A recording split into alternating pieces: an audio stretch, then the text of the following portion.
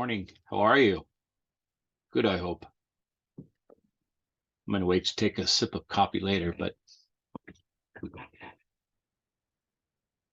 last week I talked about positive or toxic positivity. And I mentioned that I really love my students because they inspire me. They ask real and sometimes very raw questions. And I said, positive leadership isn't, positive toxicity. We're not artificially happy. We're optimistic, and sometimes we're happy, and sometimes we're not. That's called being human. And this one individual asked me to give him an example. And immediately I remember an employee that I had named Jesse. Jesse was just a wonderful, real likable team member. And the challenge that I had was that Jesse was failing at his job. He was hired and he couldn't do the job from day one, but we were patient, because people have a learning curve. And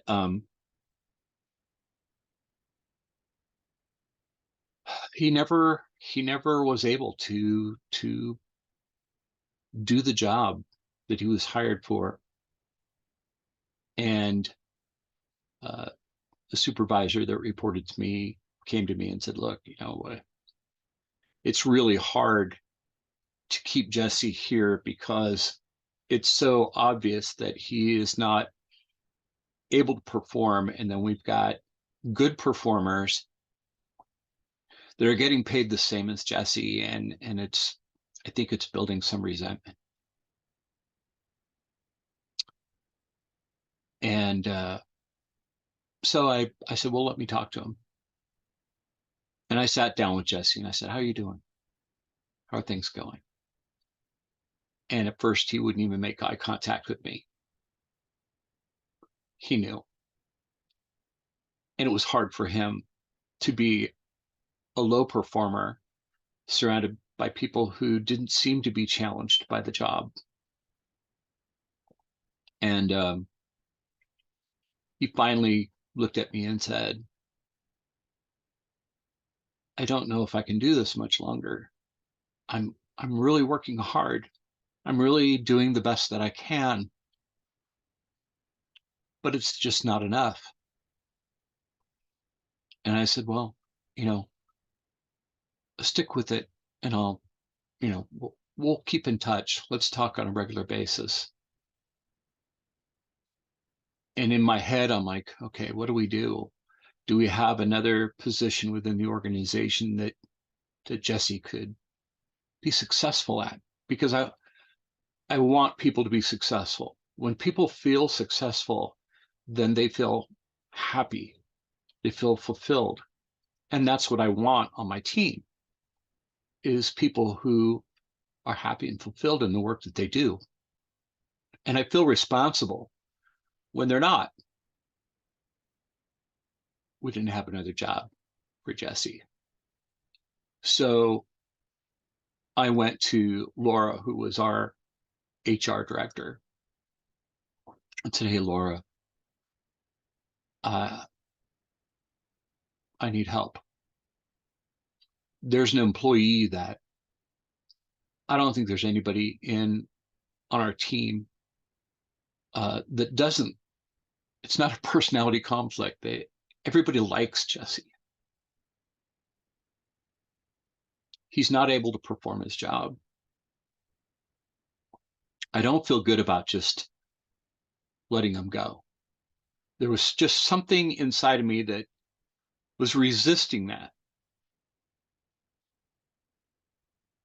And I said, would it be possible for us to create a resume for Jesse and do an active job seeking to find him a job that he would be good at. And although in my heart, I didn't want to lose him.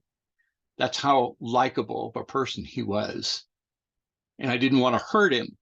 And I know we all go through this. We all think about, I know what I have to do as a manager, and I know what I have to do as a leader.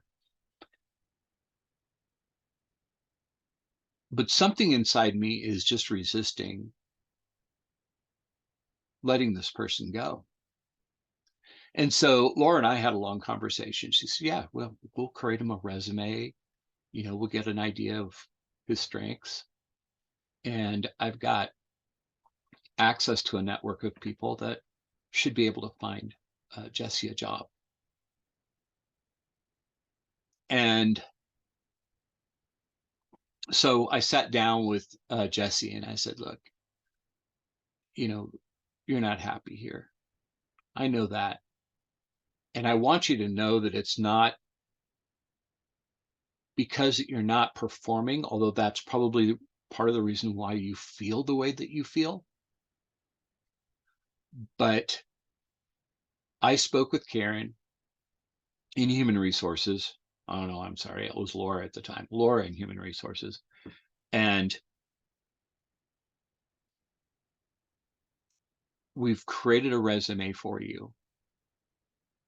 And we're going to find you a job. We're not going to fire you or lay you off.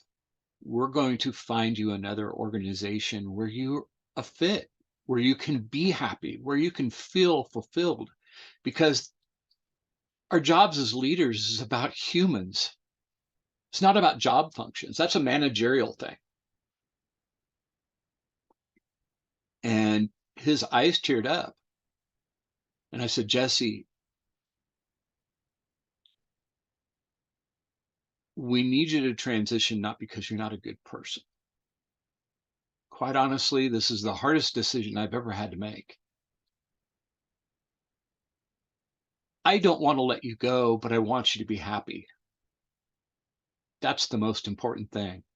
And that's why Laura and I have been working on creating a resume for you and finding another place. Because just because you're not successful here doesn't mean that you can't be successful somewhere else. And my biggest fear is that I'm holding you back from that success, from that opportunity where you can get up every day and look forward to going into work. So I just want you to know that. It may take us a little bit of time, and we'll keep you on until, we can sit down and talk about what you really want to do. Because, you came here looking for a paycheck. That's how most of us get our jobs, right? We need money, so we go and get a job, any job, as long as it's paying what we think we need, right? And through happenstance, I was talking to a friend of mine whose dad owns a fishing boat, but his dad's getting older and said, I'd really like to have somebody who could help me out on the boat. I can afford to pay this. I get the boat has room for like 30 anglers, people fishing. And, we charge a decent amount for each person. So I can spare that. I'm semi-retired. I do this more for fun than I do for money. And so I talked to Jesse and I said, hey, you ever fish? Do you like being on a boat? He goes, oh yeah, my dad used to own a boat. We used to go out on the water.